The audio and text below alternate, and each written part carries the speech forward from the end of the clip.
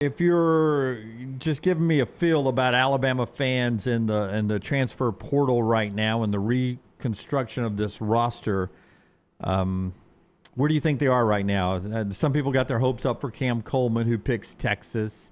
They lose Hollywood Smothers to Texas, so he had made a verbal commitment. Apparently, didn't sign anything when he left campus. What do you think Bama Nation is right now on this reconstruction of the roster? Not happy, and I think a lot of it is the uncertainty still with Kalen DeBoer, and I don't know when or if that will ever change. I got a lot of heat social media over the weekend about me saying that I believe Cam Coleman was going to go once he visited in Tuscaloosa, and I heard he visited not only Friday but then again Saturday morning. He was still there on Saturday. Yeah. So I think a lot of people involved thought that they had a really good shot at getting Cam Coleman. I said it was just a gut feel. Didn't have any conversations with anybody about it. And he ultimately went where the money was. I mean, that's what this is. Yeah. And that's what this has become. And the same with Hollywood Smothers. Had a great visit to Tuscaloosa, but ultimately Texas outbid them. And if you're an Alabama fan, you got to be concerned. You absolutely have to be. Yeah, I mean, receiver's I think a spot of concern, isn't it, right now? I mean, Isaiah Horton left. I don't think that caught Alabama by surprise, but you've got to replace him. Yeah, but outside of the positions, think about this. What did you have back in the day when you dominated? You had Nick Saban. Yeah. And it wasn't an equal playing field because you had the best to do it, and he would out-recruit and outwork everybody. Now it's just about literally who has the most money because that's all these kids are doing now. And listen, Alabama's got money, but it doesn't have the very 1% top-tier money to overpay. Larry Ellison and oil money, Mark Cuban and Cody Campbell and Phil Knight. Yeah, they don't have billionaires that just throw money at football. The 1% of NIL spend money. There's a College Sports Commission third-party NIL deal discussion. More on that in a moment. That's about to happen. Yeah, and schools are about to find out this week that they're under some investigation by the College Sports Commission on their NIL Go because they're promising, apparently, these big multi-million-dollar contracts to get players to sign and commit, and without sponsorship tied to them, they're not passing. Okay. They're not going to pass NIL Go. Have you seen a number? Because I was told a number by someone, and I trust this person implicitly in college athletics this weekend. Have you seen a percentage of deals? It's over 50, the one I saw. That are being approved or? No, that are being questioned. The person in college athletics told me, and it was specifically related to everybody saying, well, Texas is just buying anybody they want. And this person texted me and says, people do understand this stuff's got to be approved, right? And he said to me, do you know what the current approval percentage is? I would say 5%. No, better than that, but it's 50. 50-50. Half of these deals the College Sports Commission are throwing out. And I said, so what happens when they throw it out? And his response was just SOL. Yeah. Now, I don't know what that means for and I hate to use a name, but a Cam Coleman. Like if Texas promised Cam, we heard the asking price was $3 million, and Texas promised him $3 million, and the College Sports Commission said, all right, 1.5 of that's good, but the other $1.5 million we can't approve. What happens? It gets put in a duffel bag. I would think so. No, it really does. No, I'm with Lance. I think at some point Texas has got to make that $1.5 million good. Yeah, and I almost think this is almost like the old saying, it's better to ask for forgiveness than permission. I think the Texas Techs, and I'll throw the names out there, the LSUs, the Miamis, Texas now, I think they're throwing it out there. They're making these deals happen, and they're going to deal with the repercussions, the consequences on the other side. Like Learfield actually sent out a clarification letter to its schools saying that we give you these interest letters to prospective athletes, but we're not guaranteeing that money. That's the money we think that we'll be able to find NIL for them. They're essentially saying they have this market value in our eyes. Yeah, we think we'll be able to get Ryan Brown $1 million in NIL deals. That we believe that to be his market value. Yeah, but that doesn't guarantee it. And let me guess, the schools are taking it saying, all right, see, we got you guaranteed $1 million. Yeah. So they're taking that from Learfield and saying, here's your $1 million guaranteed. And Learfield's like, whoa. I'm not guaranteeing it. We're just saying we think we can get that. And then the College Sports Commission's got to say, you can get that by our rules. But I'm like you, Lance. This is all, well, where are the teeth in this? Like That's if the right. College Sports Commission says, all right, you said $3 million, we can approve $1.5 million of that. To your point, Lance, that other $1.5 million is coming in a duffel bag. Is this what finally breaks the NCAA? And Yep. by that is you get some of the names that I mentioned, you get these massive universities that are promising this money out. Well, if they come back and, hey, there's repercussions and this is your punishment, if they all give middle finger to the NCAA and they're like, you know, we're going to band together here, there's nothing you can do about this. And really, what is there? There's nothing. I may be on going out on a limb on an island on this. I think Alabama's being really smart with their money. I really do. Well, And I said this to 10 people at Coleman Coliseum the other night. If you had to pay $3 million for Cam Coleman, knowing Alabama's situation, I didn't want him. If I could get 3 really good offensive linemen for that $3 million, if that makes sense. Well, I need a roster. I get it. If I it's need a equitable, roster. if everybody has $50 million and that's all you can spend, I get that. But the problem now becomes other people don't have to settle for 3 offensive linemen. They're able to get Cam Coleman for $3 million and then pay the offensive linemen $1 million each. I understand that, and those people are going to be able to do that. But I've got to build a team, a roster. So if I've only got, we'll say, $50 million to spend or $40 million to spend, I need that $40 million to build the best team. So I'm willing to lose out on the guy who's I'm gonna get outbidded on, like Cam Coleman.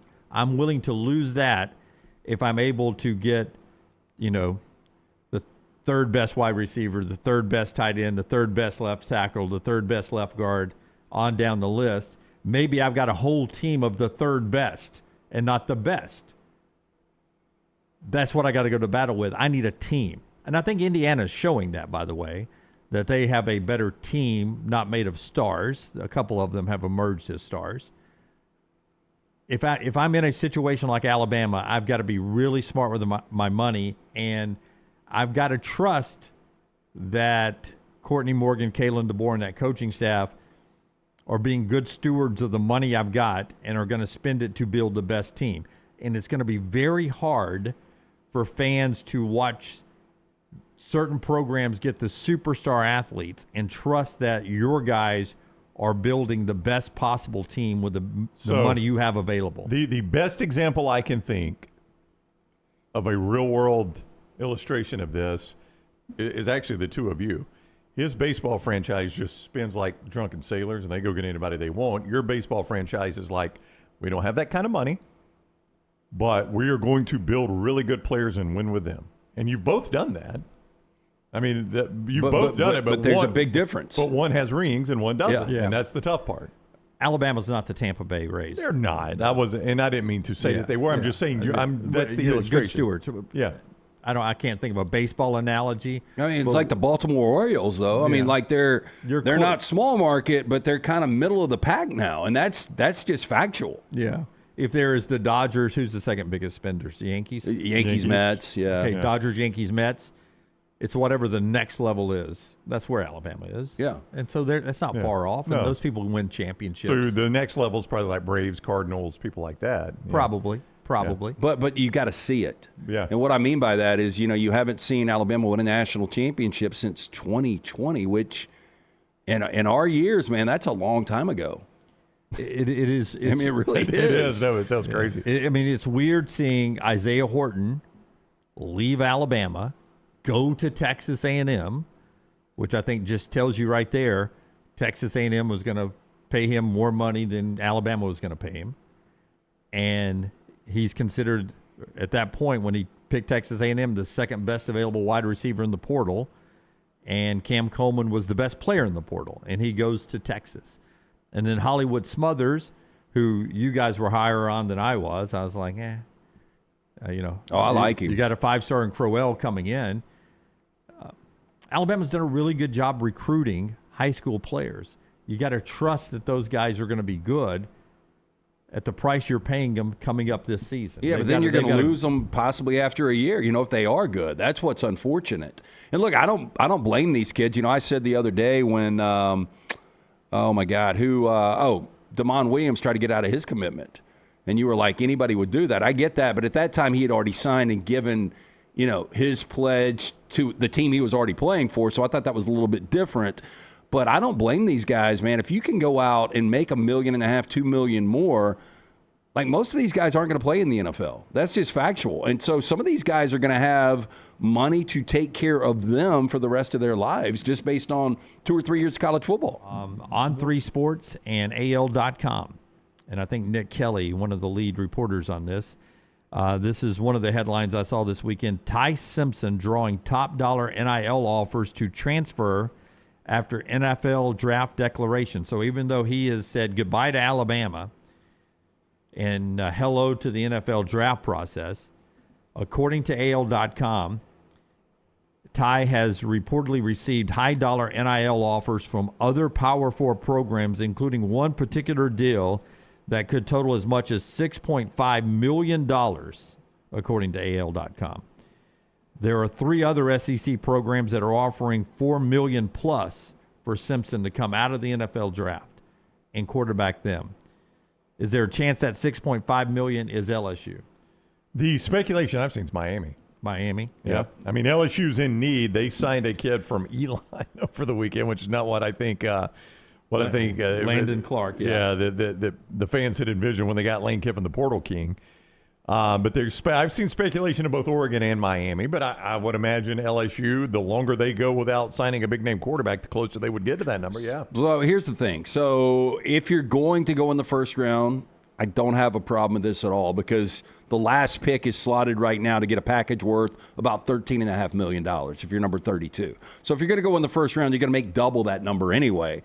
But if you're not going to go in the first round, it drops significantly. And that's why you got to do your due diligence. I do think the quarterback draft is so light this May that he's probably going to go in the first round. But if he's Ty not, Simpson's stock went up a lot Friday night with people that were watching that. Oh, right? I would agree. Yeah. It did. In 2 ways, right? Because Dante Moore wasn't great. That was my point. Okay, Yeah. well, I was going to say in the other way, you were like, well, he was better against Indiana than anybody else was. So. Yeah, I think you can make an argument. If Ty was the second quarterback coming off the board, it wouldn't shock anybody. I think it's going to be really hard to pass on Mendoza now. But so here's the economics of it, though. Like if you're a first rounder next year, that money's going to be the same that you just said, right? Or more. Or more. Yeah. The only way it's going to go is up. You never have another shot at making this $6.5 million ever. This is $6.5 million you're leaving on the table forever. Yeah. I think if the number's really 6.5, if I'm Ty, I probably come back. Unless he really believes he's going to be the second or third quarterback, because then that number becomes 25 to 30 million. And you don't know what the draft looks like next year. You don't know if your stock drops like Carson Beck's did for a long, long time. His may be rallying to where he comes back to maybe is a first-round draft pick again. But at one point he was. He came back to school, and the bottom fell out of his draft stock. But Ty has said that he didn't want to play for another school because, of his Alabama legacy. And there's a value to only playing for one school. You know where you're going to take your kids on Saturdays. Your kids are going to grow up cheering for the school you played for. Very unique in 2026 being able to do that. There are a lot of people that don't have that anymore, right? 90% don't. That's right. Like, give me somebody who's played for 4 schools. Like, who's going to be their emotional collegiant tie in the future? It's really sad. Yeah. Like I even thought about this today, completely different, but Tom Brady's doing that documentary on the San Francisco 49ers, and he talked about he had season tickets and grew up a 49ers fan. Like how do you snap out of that? Yeah. I mean, I know because you win a bunch of rings with the New England Patriots. Watch yesterday's game. It sounded like he didn't snap out of it. It sounded like he was pulling hard for the 49ers, honestly. It really did, though, didn't it? Yeah, but it's hard to do that, but and I use Roman Harper as an example all the time. Like, you don't have a lot of guys like Roman Harper that are going to be wearing Letterman's jacket when they're making money playing in the NFL. Yeah, it's not 4 schools, but Cam Ward played for 3, and Cam Ward is the first overall draft pick, and maybe he'll make it big one day in the NFL. Yeah. Where does Cam Ward go and stand on the sideline and wave at the crowd when they show him? I mean, I guess Miami. I mean, Bo Nix. Played 2 schools, and we know how much he loves Auburn. Yeah, but if Bo Nix was back in an Auburn game and they put the camera on him, I guess fans would cheer big for Bo, right? Yeah. Yeah, but if it's Auburn, Oregon playing, who's he pulling for? Like, Oregon's the one that made him money. I mean, Auburn did nothing but destroy his career. I mean, you guys give me that, right? I mean, his career was going nowhere when he was at Auburn. Mendoza's easy. It's going to be Indiana Oh, now. 100%, yeah. I bet he probably won't even go back to Berkeley. I mean, they might even not have a football team in 10 years. Yeah, I mean, But like Carson Beck, I mean, was he a Georgia high school kid, right? One-time Alabama commitment, went to Georgia, yeah. played there a lot. won a bunch of big games. Oh, for him. he's bitter. He got run out of Athens. Yeah. But, I mean, I think Georgia fans are probably bitter, too. Even if Carson Beck weren't bitter and went back and stood on the sidelines and waved, I don't know, man. That world's dying now. Like, Yeah. So there is value, is what we're saying, to Ty Simpson being a one-school guy, but $6.5 million and coming back and doing that for 1 year. We'll see what Ty eventually says, but right now it looks like he's going to stick in the NFL draft. Yeah. That's just a massive offer. And if you want to know how different the money is, I mean, I know he was Mr. Irrelevant, but I mean, let's remember just 2 years ago when Brock Purdy was playing in the Super Bowl, he was making $1 million. Yep. And that is that your comp for Ty Simpson in the NFL? Brock Purdy? Is it Brock Purdy? Man, What's the size-wise? Are they about the same size? Yeah, they are. I think Brock's more athletic, though. Ty's athletic, but he's not. I don't think he's Brock Purdy athletic. Yeah. Yeah, I mean that's a fair comp.